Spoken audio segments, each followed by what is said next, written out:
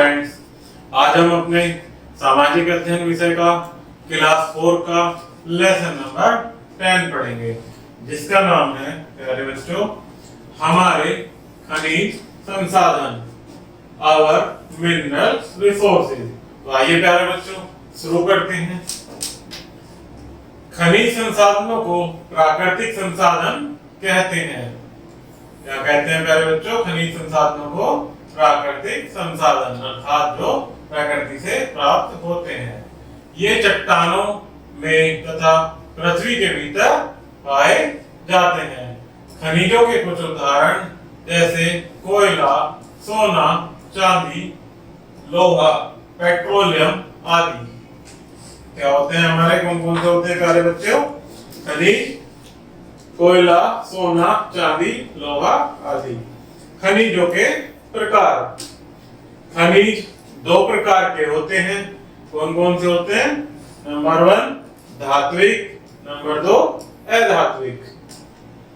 कुछ धात्विक खनिज हैं जैसे लोहा, सोना, एल्यूमीनियम तथा चांदी। ये कौन से खनिज होते हैं प्यारे बच्चों? धात्विक। कुछ अधात्विक खनिज होते हैं जैसे कोयला, नमक, पेट्रोलियम तथा चूना पत्थर। अर्थात कुछ अधात्विक खनिज कोयला, नमक, पेट्रोलियम आदि होते हैं। वह स्थान जहां से खनिज निकाले जाते हैं क्या कहलाता है प्यारे बच्चों? खान। धात्विक खनिज। तो देखते हैं प्यारे बच्चों धात्विक खनिज क्या होते हैं और ये कहां पाए जाते हैं। धात्विक खनिज चट्टानों में पाए जाते हैं। धातुएं अपने शुद्ध रूप में नहीं होते हैं, उन्हें खनिजों से प्राप्त किया जाता है। इस अशुद्ध रूप को अयस्क कहते हैं, अर्थात धातु के अशुद्ध रूप को क्या कहते हैं प्यारे बच्चों? अयस्क, जो कि हमें कहां पाया जाता है? चट्टानों में। लोहा महत्वपूर्ण धातुओं में से एक है। यह कठोर तथा टिकाऊ होता है, अर्थात अत्यधिक कठोर होता है और टिकाऊ होता है। इसका उपयोग औजारों, बर्तनों, रेल के डिब्बों, चाकुओं, बांधों, भवनों तथा पुल आदि के निर्माण में किया जाता है। अधिकांश लोहे की खानें उड़ीसा, झारखंड, मध्य प्रदेश, छत्तीसगढ़, गोवा, कर्नाटक, पश्चिम बंगाल में मिलती हैं। जमशेदपुर, भिलाई, दुर्गापुर, राउरकेला तथा बोकारो में बड़े-बड़े लोहे के कारखाने स्थापित हैं, जहां लोहा से लोहा एवं इस्पात बनाया जाता है। तांबा आदि मानव द्वारा उपयोग की जाने वाली प्रथम धातु थी। आदि मानव ने प्राचीन समय में सबसे पहले कौन सी धातु प्रयोग की थी प्यारे बच्चों? धातु, अर्थात तांबा। ठीक है प्यारे बच्चों, तांबा एक नरम धातु है, अर्थात लोहे से लोहा कठिन होता है, कठोर, और तांबा एक नरम धातु है। इसे सफलतापूर्वक ढाला जा सकता है और यह विद्युत का अच्छा सुचालक है। सुचालक मतलब इसमें विद्युत का प्रवाह आसानी से किया जा सकता है। तांबे का उपयोग विद्युत तारों में किया जाता है, अर्थात जो बिजली के तार होते हैं उनमें तांबे का प्रयोग किया जाता है। यह बर्तन बनाने में भी उपयोग होता है। आपने देखा होगा प्यारे बच्चों प्राचीन समय में भी और वर्तमान में भी हमारे यहाँ पर तांबे के बर्तनों का उपयोग किया जाता है। तांबा झारखंड तथा राजस्थान में पाया जाता है। एल्यूमीनियम बॉक्साइट अयस्क से प्राप्त होता है। इसका उपयोग हवाई जहाजों, बर्तनों तथा विद्युत के भागों को बनाने में होता है। सोना एक मूल्यवान धातु है। यह कोलार तथा कर्नाटक में पाया जाता है। कैसा धातु है प्यारे बच्चों? सोना एक बहुमूल्य धातु है। अब देखते हैं प्यारे बच्चों अधात्विक खनिज कौन कौन से होते थे खनिज, एक धात्विक और दूसरा अधात्विक। जीवाश्म ईंधन जैसे कोयला, खनिज तेल ऊर्जा के बड़े स्रोत हैं। इन खनिजों में कोई धातु नहीं होती। कोयला, खनिज तेल आदि अधात्विक खनिज की श्रेणी में आते हैं। कौन कौन से होते हैं प्यारे बच्चों अधात्विक खनिज? कोयला और खनिज तेल आदि क्या होते हैं आपके अधात्विक खनिज। कोयला पृथ्वी में गहराई में पाया जाता है। यह गहरे भूरे तथा काले रंग का होता है। इसका उपयोग मुख्यतः कारखानों में तथा रेल चलाने के लिए ईंधन के रूप में किया जाता है। इसका उपयोग भोजन पकाने तथा विद्युत उत्पादन में भी किया जाता है। अर्थात हम कोयले को अपने घरों में भोजन पकाने और किसमें किया जाता है प्यारे बच्चों? इसका उपयोग विद्युत उत्पादन करने में और आपका किसमें किया जाता है? कोयला प्रयोग रेल को इंजन को चलाने में कोयले का प्रयोग ईंधन के रूप में किया जाता है।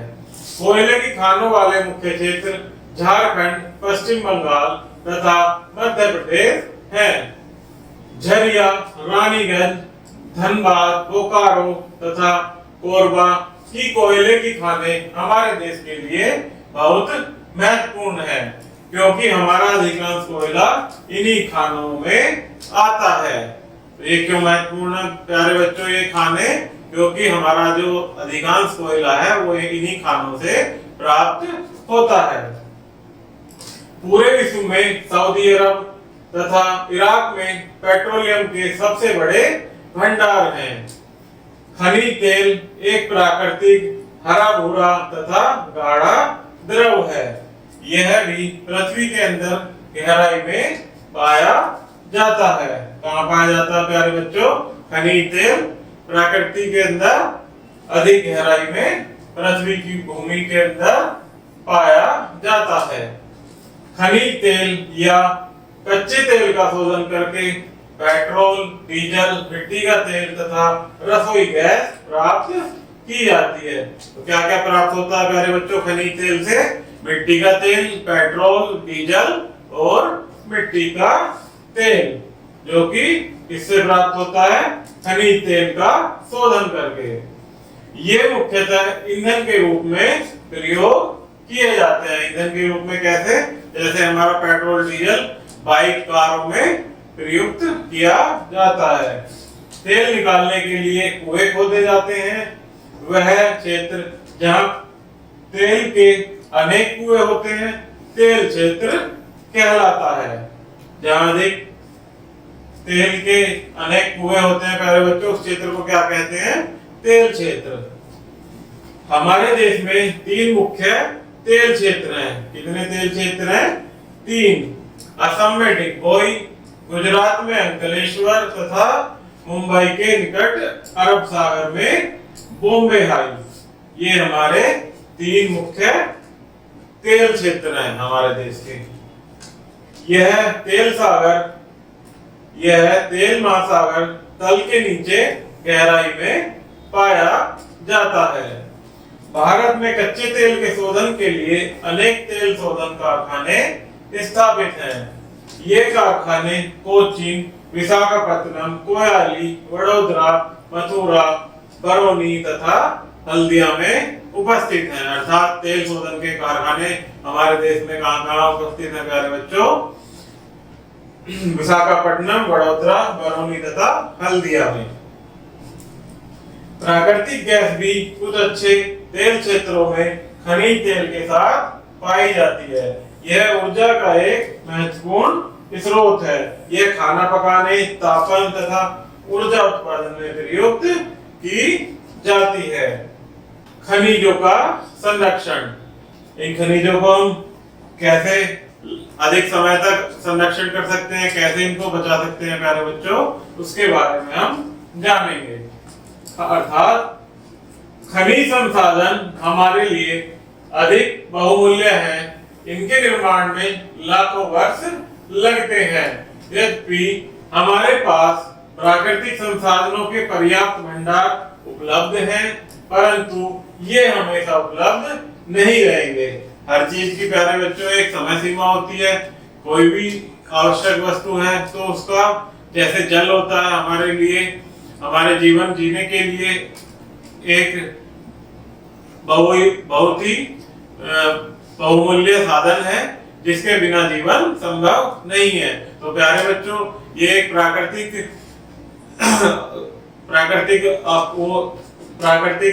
साधन है, जिसके माध्यम से हम जल को पर्याप्त मात्रा में अभी तो उपस्थित है, लेकिन वह कुछ समय के पश्चात खत्म होना है, तो इसलिए उसका संरक्षण भी उतना ही आवश्यक है। एक बार उपयोग करने पर ये नष्ट हो जाते हैं। इन्हें ऊर्जा के अनवीकरणीय स्रोत कहते हैं।